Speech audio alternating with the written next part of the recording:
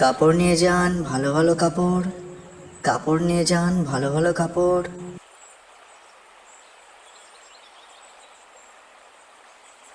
নিয়ে যান বাবু, আমার কাছে খুব ভালো ভালো কাপড় আছে। বলি, তুমি কত করে নিচ্ছ? বাবু, 100 টাকায় 4টে কাপড় দিয়ে দেব। 100 টাকায় 4টে কাপড় মন্দ নয়। আজ আমার মেয়ের বিয়ে, তাই আমি তোমার সব কাপড়গুলোই নিয়ে নেব। তুমি সবগুলো আমাকে প্যাকিং করে দাও তো।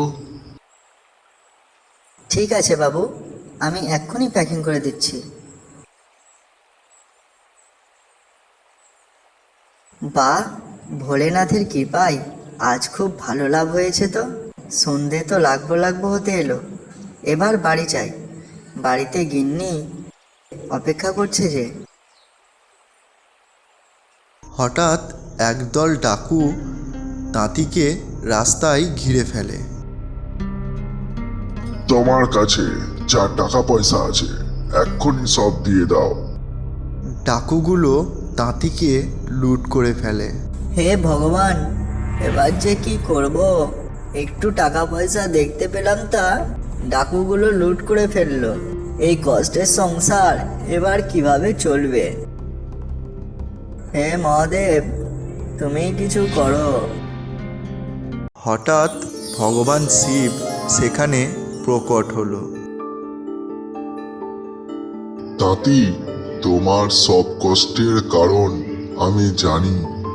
এ নাও 3টে বেল নাও। এই 3টে বেলে তুমি যা চাইবে গ্রামের মানুষজন তার দ্বিগুণ পাবে।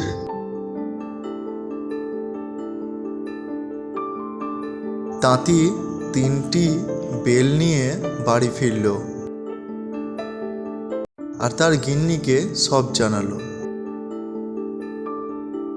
তাঁতি পরের দিন কাপড় বিক্রি করতে গেল বাজারে। গ্রামে খুব ঝড় বৃষ্টি শুরু হলো। ঝড় বৃষ্টির কারণে তাঁতির কুঁড়ে ঘরটা গেল ভেঙে। এই যা, ঝড় বৃষ্টিতে তো আমার বাড়িটা ভেঙেই গেল। এই জাদুর বেলের কাছে আমি কিছু চাই। আমার এক্ষুনি একটা একতলা বাড়ি হয়ে যাক। তাঁতির বউ বরদান চাইতেই একটা সুন্দর একতলা বাড়ি হয়ে যায়, কিন্তু গ্রামের মানুষদের 2তলা বাড়ি হয়ে যায়।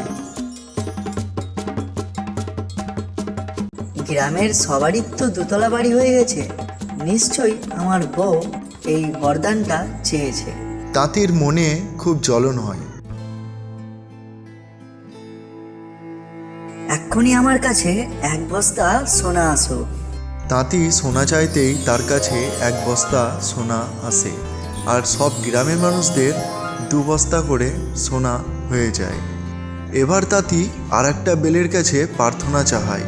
আমার একটা চোখ এক্ষুনি কানা হয়ে যাক। তাঁতি এই বরদানটা চাইতেই তাঁতির একটা চোখ কানা হয়ে যায়, আর গ্রামের সব মানুষদের 2টো চোখ কানা হয়ে যায়।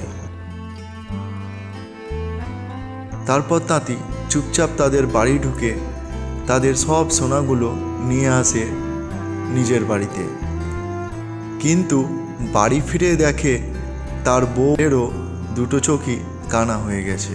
এতে তাঁতি খুবই কষ্ট পায় আর তার ভুলটা বুঝতে পারে। হে প্রভু, সব ঠিক করে দাও। এটা আমি অনেক ভুল কাজ করেছি। সেই সময় ভগবান শিব সেখানে প্রতিষ্ঠিত হয় আর সব কিছুই আগের মতো করে দেয়। গল্পের শিক্ষা হচ্ছে যে যেই পরিস্থিতিতে থাকে সেই পরিস্থিতিতেই ভালো থাকে। বন্ধুরা, ভিডিওটা ভালো লাগলে অবশ্যই লাইক, কমেন্ট এবং একটি সাবস্ক্রাইব করে যাবেন।